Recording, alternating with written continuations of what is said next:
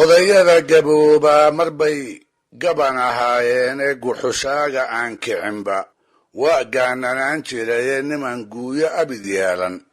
baa geelal foofsada waa barnaamijkii dhaqanka iyo hiddaha ee laanta af soomaaliga ee v o eda maantana wuxuu ku saabsan yahay maanseyahanadii soomaalidu tixihii ay gabowga kaga calaacaleen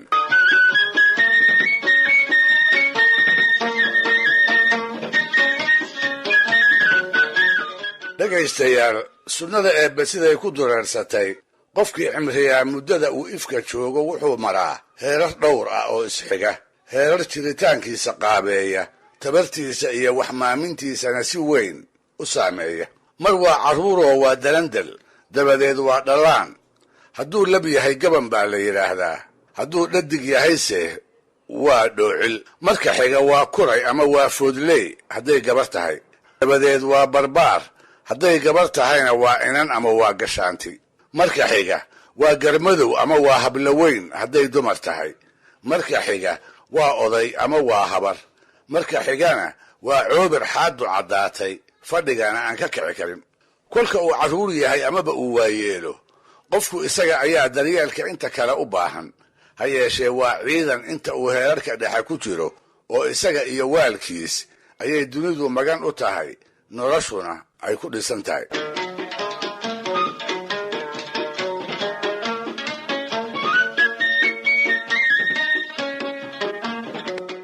sida loo bartay heerarka nolosha ee ay u badan tahay in ruux waliba maro heerka gabowga ayaa ugu dambeeya markaasoo uu fisho loona filo goor aan dheerayn inuu dadka aakhiro ku biiri doono taasna waxbaa ka jira inkastoo murtida soomaalida sida ku xusan dhallaannimo dhallinyaranimo iyo xoog toona aan kor walba geerida lagaga badbaadin lagagana gaban karin waxaa la yidhi oday iyo barbaar uu dhalay ayaa maalin maalmaha ka mid ah xoola wada raacay geed weyn oo ay harsanayeen ayaa waxaa uga muuqday laamo toostoosanoo ula wan wanaagsan noqon kara kolkaas buu inankii inta godin qaatay geedkii fuulay si uu uga soo goosto laba uloodoo isaga iyo odagu ay geela ku ilaaliyaan goor dhexe oo uu weli hawshii ku jiro ayuu midhacsaday hoos iyo duqa dhalay ee hooska geedka doonyaysan mase madaxu waa wada ciro mase waa wada xooshoo tin madow laguma arko masaxaaddii gacnuhuna way wada caddaatay kolkaas buu damcay inuu la kaftamo oo sarbeeb aan ka nixin uu kula kaftamo wuxuu yidhi aabbow maxaa malakamowd mira u bislaaday odaygiina waxa inankiisu u jeeda intuu gartay ayuu ugu jawaabay sarbeeb kale oo waaye aragnimo xambaarsan intuu kor u dhowray ayuu ugu tanaagooday maandhow hadda curdankana waa ku cunaayo ogow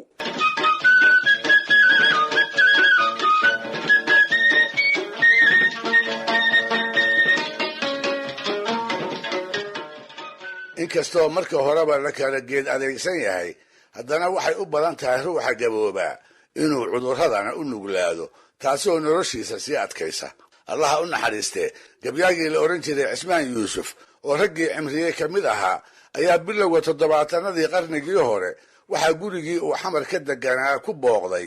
qoraaga soomaaliyeed ee caanka ah sheekh jaamac cumar ciise caafimaadkiisa kolkuu wax ka weydiiyey ayuu cismaan ku jawaabay aniga iyo gabow baa collownay waxba kolkuu iga qaadi waayey ayuu ciidan doontay markaas buu cudur soo helay dabadeedna waa iga adkaaday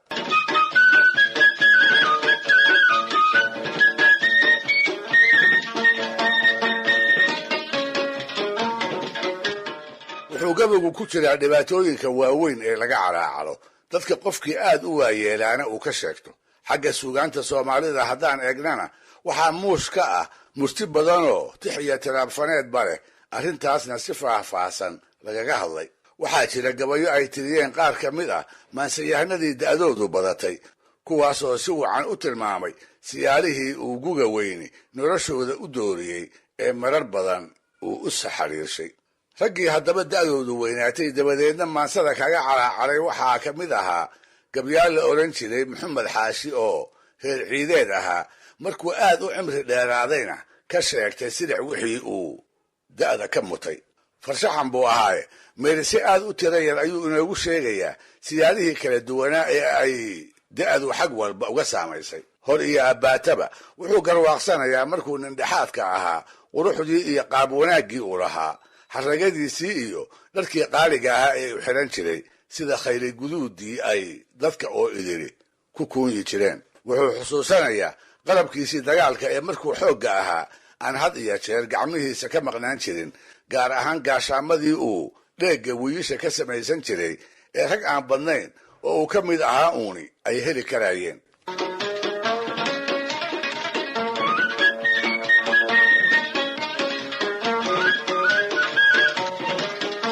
taasi jeer bay ahayd. haddana waa ayaanba ayaane wuxuu garowsan la'yahay nin aad u dheer oo kor loo wada eego waa kii ahaan jiraye baxaaligiisii siduu gabowga u dhalan rogay, dhabarkiisii siduu u soo goday ee uu qaansada uga ekaysiiyey iyo ugu dambaystii ragga ninka ugu gaaban siduu uga dhigay. waxaase intaba uga daraa meekhaankii sare ee uu jeer qoyska dhexdiisa ku lahaa siduu hoos ugu dhacay. taasna wuxuu ku tusaalaynayaa wax mudan inaynu la yaabno kuwii ugu dhowaa xigtadiisana uu duqu ka arkay. wuxuu dareemay dumarkii guyaasha badan u dhaxay, raggii uu dhalay ee uu soo barbaariyey iyo kuwii ay iyagaasi dhaleen ee uu awowga u ahaaba inay geeridiisa si wila yihiinoo u belatirinayaan. markuu la hadlo iyo markuu wax uga baahdaba tixganin la'aantii ay kula kacayeen ayuu ka gartay inay iilka la jecel yihiin. waxaa u caddaatay cid noloshiisa dan kalihiiba inaanay jirin kadib markuu iskii wax u qabsan waayey ee uu reerkii callaal ku noqday. xoog iyo xarrago wuxuu soo marayba wuxuu haatan ku dambeeyey dhulyaal aan socodba tahli karin. guxushaa kolka ay reeruhu geediyaan meel dhexe kaga hara, maalin kadib rugihii ay degeen soo gaara, hub oo dhanna ka wata, ul dheeroo uu ku tukubo. waxyaabahaas oo idiri markay la soo gudboonaadeen ayaa allaha u naxariistay wuxuu maxamed xaashi tiriyey tixwaayadii dambe caan noqotayoo uu arrimaha kaga calaacalay. waxaa naga soo gaaray waxaan khayli dhuugyaha cas iyo dheeg weyera qaatay ee dhalanka aadmigu u baxo sida tan lay dhowray, kolkii horeba dherarkii miya dhabarkii soo gaabtay. ma ka dhaxay dhawaaq uubatiyo dheermataan gebina dhaba reere guureen, miya laygu wada dhaafay ushaan dhaabin mooyee hubkii ma iska wada dhiibay, raggaan dhalay ragguu dhalay miyaa dhamamax ii diiday, kuwii aniga ii dhaxay miya dhimashaday dooniga isii yaay, miyaan sida dhallaan ooyey, waxaan dhowrsan jiray ceeb miyaa igu dharaarowday buur.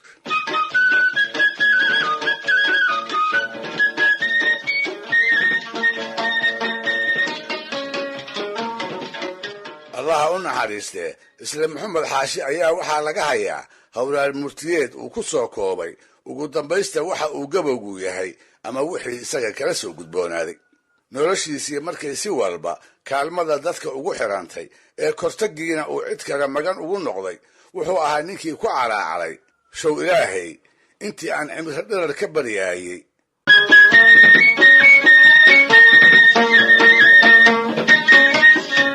dhegaystayaal, maanseyahanadii soomaaliyeed ee magaca dheer lahaa gabayadooda qaarkoodna kaga calaacalay gabowga iyo had iyo jeer dhibaatooyinka ku mataansan waxaa allaha u naxariistay ka mid ahaa Salaan Carabey oo lagu wado bartamihii qarnigii 19 inuu dhashay. wuxuu ahaa nin reer miyi ah oo haddana reer magaal ah, nin sodcaal badan oo dalka dibaddiisa muddo dheer ku noolaa, isaga oo mar ganacsada ahaa, mar kale faranjiga turjubaan u ahaa, intaas ka hor bana ka mid ahaan jiray shaqaalihii Soomaalida ee maraakiibtii dhuxusha ku socon jirtay feermaanada ka ahaa. 1897kiina wuxuu ku jiray raggii inta soo dalmariyey Nairobi keenay dhulboobihii Ingiriiska ahaa ee Lord Dalamiya la oran jiray, kaasoo loo aaneeyo magaalaynta Kenya iyo horumarinta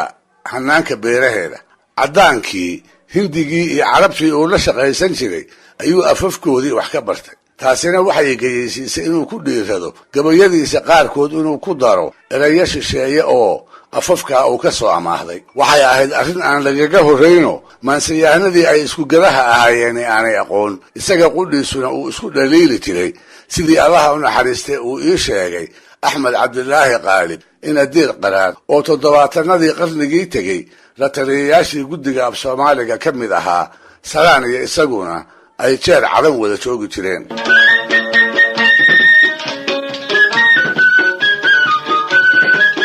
salaan iyo tixihiisii gabowga ku saabsanaa aan wax idinka sheege waxaa la wariyey isaga oo markaa 70 kor u dhaafay inuu ka guursaday qolo waayo horena uu la xididay oo xoolo iyo xaraga doora isagana ka tegay uu xaggooda u tirinayay. wuxuu qabay dhibaat iyo wax kala tooni inaanay uga soo noqon wixii badnaa ee horey looga daduucay. taas isaga oo ka ciil qaba ayaa maalintii dambe waxaa loo soo sheegay inuu soo hadal hayay uuna ku soo socdo nin seedigiisa oo yaradoona lana walaal ahaa gabadhii uu dhowaanta aroosay. ma labalabayne haddiiba salaan go'aan buu gaaray. wuxuu ku tashaday inaan maantaa wax hoola laga kaxayn. dabadeedna ninkii oo aan weli soo gaarin ayuu u tiriyey gabay uu kula garnaqsanayo yaradkii laga idaayeyna uu ugu diidayo. gabaygaa iyo ninkii loo tiriyey oo soomaalidii xilligaasu ay labadaba leegleegsada u bixisay wuxuu gabyaagu ku xusay 2 sababoodoo dartood aanu yarad ku bixinayn. sababta hore waa xoolihii faraha badnaa ee markaas ka hor uu bixiyey uuna ku tabaayey reerahaas uu shalayna xididka la ahaa maantana uu la noqday. sababta kalena waxay ahayd da'dii uu maantaa joogayoo aanu oggolayn dhahab xidid oo hor leh iyo hantidiisa oo uu sidii hore ugu cayaaro.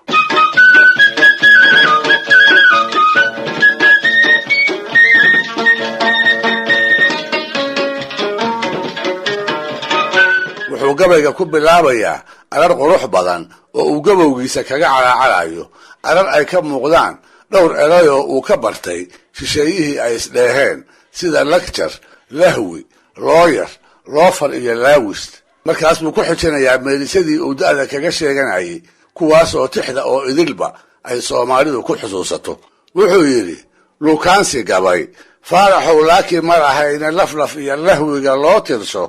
iyo jaray lurkiisii iyo la'da xarafka laankiiyo ba'da baan looyar ku ahaaye nin awowgii loox ugu dhigay oo leelyan baan ahay. lagjar faranji niman baa akhriya laawis iyo beene oo weliba laasima intay libisku moodaane anse waxaan u laaqimahayaa tixay ku luuqshaane mar hadduu lilaahida ka baxo waa lisaan jabane. halkan buu gabowga kaga hadlayaayo wuxuu leeyahay nin 20 buuxsaday adduun waa legdamayaane haddaan anigu loo fari aqiin haatan lowlabaye nin ciradu lamaanaha dhigto leelyan baan ahaye 60 12 baan kor maray waana la hubaaye lafta dhabar laxaadkay dabciyo laafihii gacanta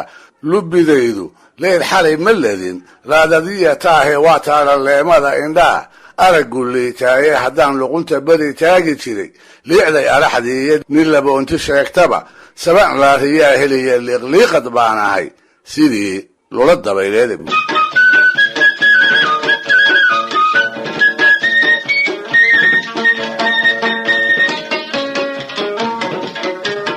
meelisyada gabayga ugu dambeeya ayuu seedigiisa cad ugu dayrinayaa. wuxuu u sheegayaa isaga oo xooladoona inuusan kollaba ku soo lugo'in. wuxuu ku quusinayaa iska daayarad uu gabadha ka siiyee hadduuba xaggooda u soo kaco inuu isaga ka sugaayo awr ay hanti badani ku raran tahay oo dhibaat ah. war oo dhan ayuu ugu soo gebagabeeyey laanjeertidaan qabo barbaar ladani waa mooge adigaan lamaa awr la wadin ama ligood keenin leegleegsadaha waa necbahay laanta dheer sida seedow haygu soo lugo'in lahasha waa ceebab.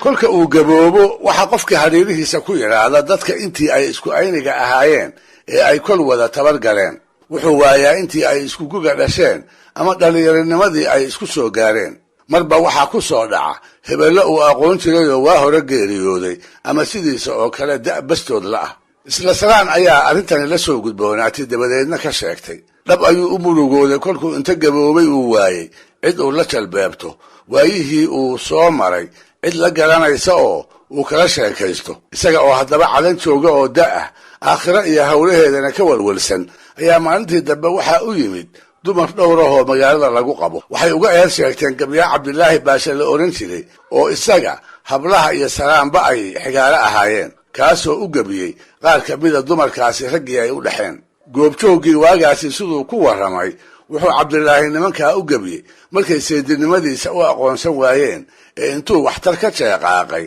ay waxba uga soo dhici waayeen. salaan wuxuu u yeeray ina baashe, wuxuuna ka codsaday gabaygii uu tiriyey inuu ka noqdo, hablaha iyo ragga qabana uu ka raaligeliyo, taasoo uu ku diiday. maalintaas ayuu tiriyey giddi gabayadiisa kuwa loogu jecel yahay midkood. ha yeeshee waa tan la yidhaahdaa farta iyo meesha bugtaa is oge. in yar oo gabayga ka mid ah ayaa waanada iyo canaanta cabdilaahi ku saabsan, in badanna wuxuu u huray tilmaanta dhibaha uu gabowgu u keenay. waa gabay alla kacabsigu ku badan yahay oo u eg kuwa carabtu ay shicru zuhdiga u taqaan. qaybta ararta oo uu gabowga kaga sheegtay ayuu ku yidhi: cabdilaahi baashow cataqay, gabay caraadkiisii carabkayga waataan ka jaray, codashadiisiiyo maxaad cunay ha joogtee, adduun caashaqii dhigaya sidaan cadadka biluhu u tirsaday, waan cabsanayaaye cishahan hurdada fiiriyaa caam intaan jire. calli yahay ciradu waa runtii, caamadan garanne calaamooyinkii oday lahaa, caasha wadisaariya calool qulubtay waa yaab, asaan cudur la tiicayne nafcan kuurka loo yimid, rabbaa caaqibuu garanne qorra casarkii joogtaanahoo, ciidi garabkii iyo raggaannu isku ciidamis ahayn, caadna laga waayey cidla yuurur bay dilay sidii cawsha dibadeeda.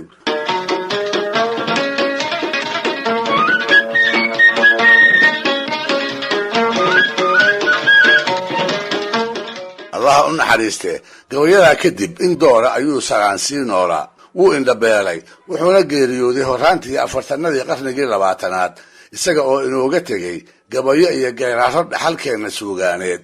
wax weyn.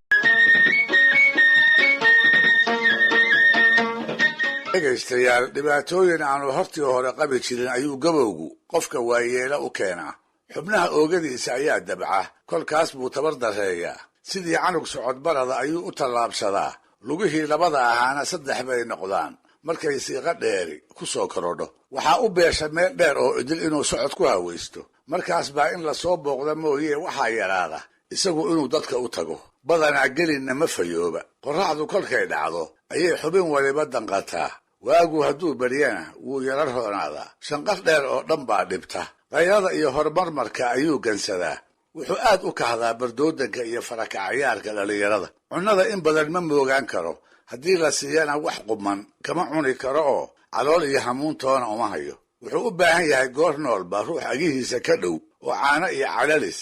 kolba wixii uu raboodo ula soo orda. gabyaagii reer xibanoodka ahaa oo la odhan jiray faarax xasan cali faarax afcad ayaa markuu gaboobay wuxuu mariyey tixuu ku tilmaamay dumarka qaarka uu ka feejignaan doono haddiiba uu go'aansado da'dii uu ahaa inuu ku guursado.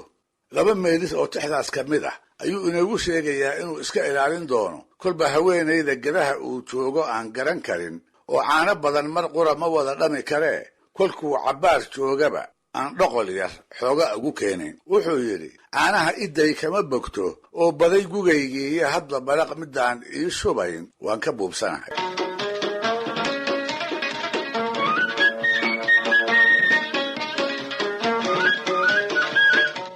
intaas keliya ma ahay qofka gaboobaa siyaaro kalena waa u tabaalooba. araggiisu himbiriirsi buu noqdaa, maqalkuna kaba sii daranoo sida la sheego waayeelka isaga ayaaba laga bilaabaa. afka inta dhegta loo saaro in lagula faqa mooyaane hadalka dadku hunnuhunnu buu ku soo gaaraa. habeenkii markii hurdaqarka lagu jiro isaga waa u labalagdayn iyo taah ay dariisyadu maqlaan. alooryada hore goorta ruux waliba hawlihiisa adduun uu kabaha u ilado, isagu kabtii uu waagu ugu baryey kama kaco, hadduu ka kacana kama fogaado. shirka iyo madlaha uu raggu ku kulmo ayuu ka abaajiyaa. kolkaas buu qofkii soo hormaraba maxaa la sheegay iyo maxaa soo yeeray ku yidhaahdaa. waalidnimo qof ku maamuusaya oo aad baari u amooye badanaa cidi uma joogsato. haddii loo joogsadana hadal teelteela iyo warar darfa go'an oo aan dhammaystirayn ayaa loogu warramaa. inta badan iyadoo aan runba ahayn ayaa waayeelka la xantaa oo la isugu sheekeeyaa odayga inaan miyir ku soo dhowaan amaba habartu ay waa hore dhala falluuqowday.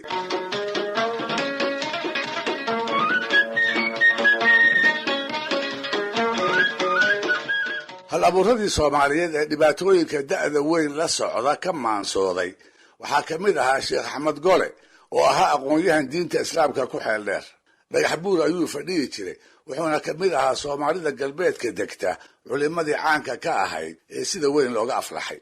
markuu aad u weynaaday masafo uu tiriyey gabowgana uu kaga cawday ayuu sheekh axmed ku yidhi indhihii mid waa jow midna jeex yar baa haray jaaha iyo gacantii waa wada jirkoodaas dhegihii waxbaa jooga waase sii juf mahayaan ushaa iyo jifada dheeri waa jimicsigaygii bur haddaan ku joogsado waa luqunjubaarmaa dhul haddii aan jiri maagana waa bari jugleeyaa jilbageel jirayntana dhabarkaa ikala jaba haddaan jimicso doonana jiirkaa ikala baxa haddaan jeenan waayana sidii inan yar baan jalan jil haddii aan qaatana waa juluuluqeeyaa jirkaygii hofnaan jiray waa meelo joollo ah jismigii madoobaa hadmaa jooq cad lagu rogay ilkihii i wada jabe warmajaba duqoobaa naagihii aan jeer keenay way jiir nacbaadeen wiilashaan jeclaan jiray jawaab igama qaadaan odaygu waa jinnoobana waaba lagu jalbeebtaa jaliilow allahayow kolba joogi maynee jidkii nebina qaadsiiyo jahannama ha noo geyn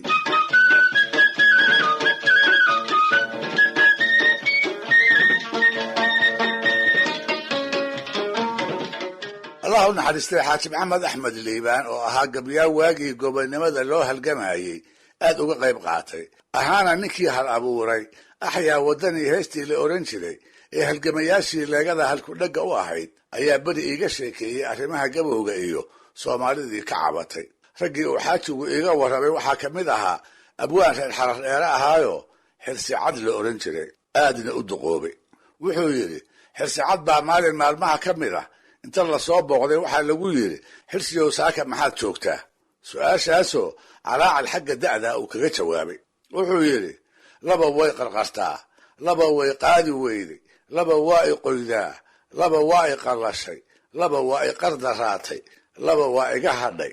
labana waa igu hadhay markaas buu sidii ruux gamaayoonaya indhaha isku qabtay raggii waraysanayay oo wixii u jeeday garanla ayaa su-aal ku celiyoo ku yidhi xirsiyow bal noo faahfaahi waxa kan aad labalabaynayso kolkaas buu yidhi laba way qarqartaayoo waa labada gacmood laba way qaadi weydayoo waa labada lugood laba waa i qoydaayoo waa labada indhood laba waa i qallashayoo waa labada dhegood laba waa i qardaraatayoo waa duburta iyo dakarka laba waa iga hadhayoo waa qurux iyo quwi labana waa igu hadhayoo waa hawo iyo hunguri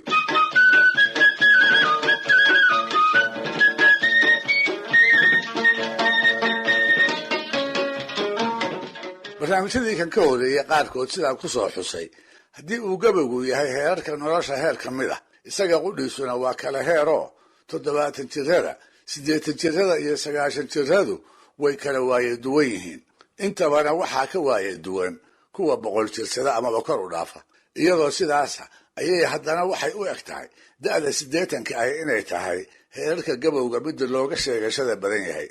carab iyo soomaaliba waxaa jira maansayahanadii cimriyey tixa calaacal ah oo ay ku alaladeen markii ay 80 jirsadeen oo tabaaraha gabowga ay u babac dhigi kari waayeen zuhayr ina abi salma wuxuu ahaa gabyaa weyn oo carbeed islaamka ka horna noolaa markuu 80 gaaray ayuu rafaaday noloshiina intuu ka qashdhacay geeridii ka jeclaaday kolkaas buu gabay uu tiriyey wuxuu ku daray meelis caan ku noqday suugaanta carbeed oo ahaa sa'imtu takaaliifa alxayaati waman yacish 80 xijatan laa aban laka yas'ami oo macnaheedu yahay nacay oo ka qashdhacay nolosha iyo howlaheeda oo gacalkaa waaye nin 80 tirsaday sidee buusan uga qashdhicin haddiiba uu 80 gaaro ruux waliba wuxuu malaystaa goor aan fogayn in loo walwaali doono god aakhira iyo dadkii uu aqoon jiray meeshii ay u bateen waa da haddii la gaaro la is uruuriyo oo inay wax badan noolaato aanay cidina quudarayn caalinkii soomaaliyeed ee allayaqaanka ahaa xaaji cali cabdiraxmaan fiqi masafadiisa caanka ahayd ee ku magacownayd aadana aqoon laawe waa kii ku lahaa 80 nin kor u dhaafay dadba waa ku sugukuun ee uu ula jeeday qof 80 dhaafay dadka inuu dhif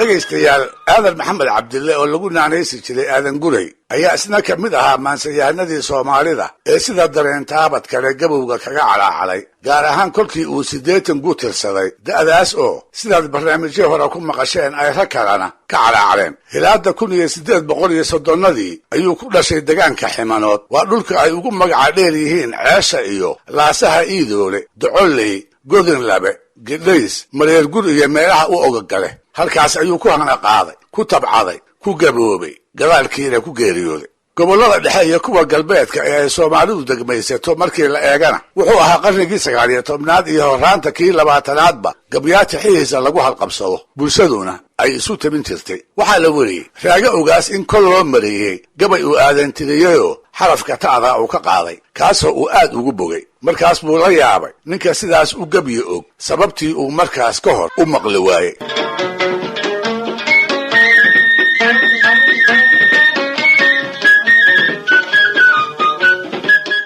Soomaalidii xoolo raacatada ahayd ee xilligiisii ayuu aadan guray ka mid ahaa iyaga ayuunbuuna la-aanshi ahaa lana dhaqan ahaa xilligaas isaga iyo raggii la-ayniga ahaa ay noolaayeen wuxuu ahaa xilli dhibaato iyo shiddo badan xilli lagu wada sugnaa colaad iyo cabsi joogto ah ragguna uu goor kastaba rikaabku joog wada ahaa nin adag mooye ma ahayn xilli uu qof waliba ka bixi karay wuxuu ahaa xoolaha xilli si baan loo kala qaadi jiray oo kii xoog iyo ciidan badani uu gar iyo xaqba u lahaa wuxuu ahaa xilli gardarrada xalaal laga dhigtay oo dad aan yarayn ay maanla'aan u go'een gulufyadii joogtada ahaana ay ku hanti beeleen wuxuu ahaa xilligii uu dagaalyahankii Soomaaliyeed inta faana yiri dayax 15 ama ku waday ama ka waday oo ula jeeday wallahi habeenka cadadu 15 ka tahay oo dayaxu dhulka eebba balaashay uu iftiinkiisa ku simo wallahi habeenka reer degan oo nabad u fadhiya culma hiigaana ku waday ama anigoo soo dhacay oo xoolahoodii soo mooro duugay soo laabad ahaa weedhaas ninkii yiri wuxuu ka mid ahaa kuman rag ah oo dhaca dadka kale meherad ka dhigtay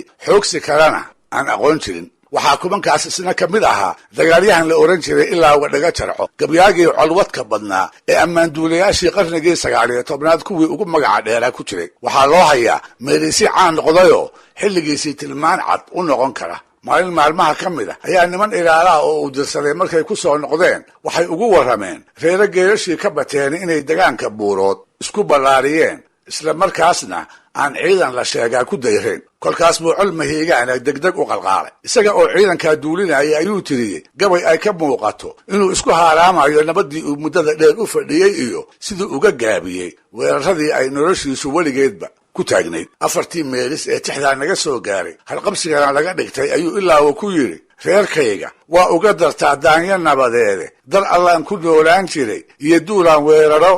dugdugtaydu waa laba habaas kobay ka duushaaye haddii aan dunduba yurug harsado dacas ma jiifeen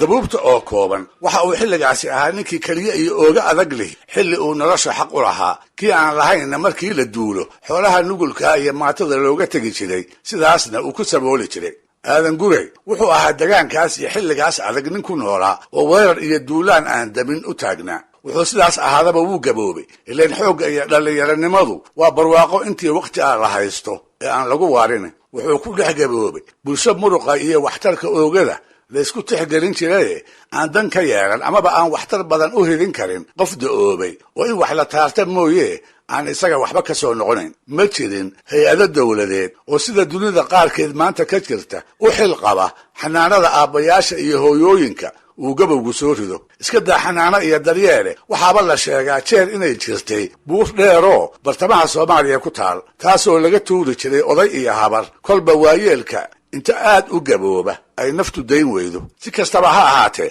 aadan guray kolkii uu 80 jirsaday ayuu aad u jilcay aadna u tabardareey haddana xoolo yari ayaa la soo daristay markii uu duulaanna ku tabcan waayey cid u naxaysaana ay ugu deeq weyday intaa waxaa ugu darmay wehelli'i markii ay xigtadiisii badiba uga guurtay oo webiyada koofureed ay xagga galbeedka uga tallowday wuxuu arkay dhaaxuun nindoor ahaaye agihiisa dadkii dhoomnaan jiray oo ka jeestay rag oo idil buu wax tabantaabo u geysta ka waayey dumarkii uu qabayna wax ay taraan daaya haaraan aan kala go' lahayn baysad uga dhigeen wixii uu ka filaayey oo turiinsho ahaana kama uu helin gabow cayrnimo wehel la'aan iyo cudur ayaa mar qura isugu ciidansaday sidaa u dambaysay markuu arkayna wuxuu yeelay maansaruug isaga oo kale ah wixii laga filaayey. gabay dheer oo soomaalida taqaana ee jeceshahay ayuu markaa aadan mariyey, kaasoo si farshaxanimo ay ku idishahay uu ugu faahfaahiyey dhibaatooyinkii nolosha ee gabowga kala soo gudboonaaday. wuxuu ku bilaabay 7 miyaan tiriyey waagayga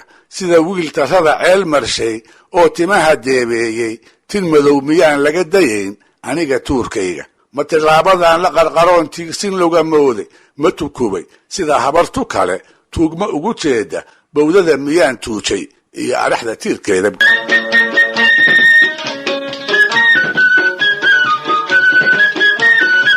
intaa kolkuu da'diisa weyn iyo sida jirkiisu u dabcay ka yidhi ee uu tilmaamay tabaalaha xubin walba ka haysta, ayuu u soo dhacay gabowga iyo saboolnimada u heshiiyey wixii ay dhaxalsiiyeen iyo dandaradii ay badeen. wuxuu yidhi, tafmadow haddaan qaadan jiray mara tilmaan dheer leh, tartarrada malibir baan ku xiray taaka labadeeda, balkin luqunta kuma tiirso iyo tolano baarkiisee madhegtaan tagoogala gashaday, sidii anoo tuuga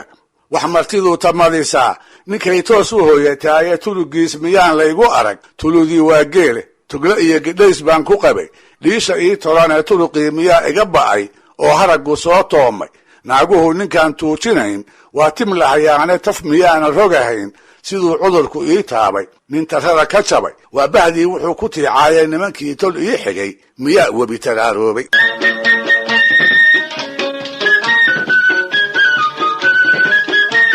markaas buu isxusuustay oo tilmaan ka bixinayaa beriguu aadan ahaa sida ay arrimuhu ahaayeen, berigii dhallinyaranimada iyo taawada colaadeed ay ku dhammaayeen, berigii uu ahaa ammaanduulaha sheegan ee tala iyo tabarba uu lahaa, tiisana la wada raaci jiray. wuxuu yidhi, torogsa maalintaan fuuli jiray tahartu weynaatay, col tirtirihii anigaa lahaa tabaya duulaane, guuraha ana istaagi jiray idil tilmaanteede, haddaan weerarkeedii tognoon toon ka soo didinay, iba toosan leeyey haddayna hortaslaynaysay, tog biyale haddaan keennay oo koran ku tarisiinay, tiicay wadaaggeed haddii rag isku tuurtuuro sidaan wax u tabayn jiray, miyaan taabi kari waaye, allahayow tahliishii janno yaan adiga kaa tuugay.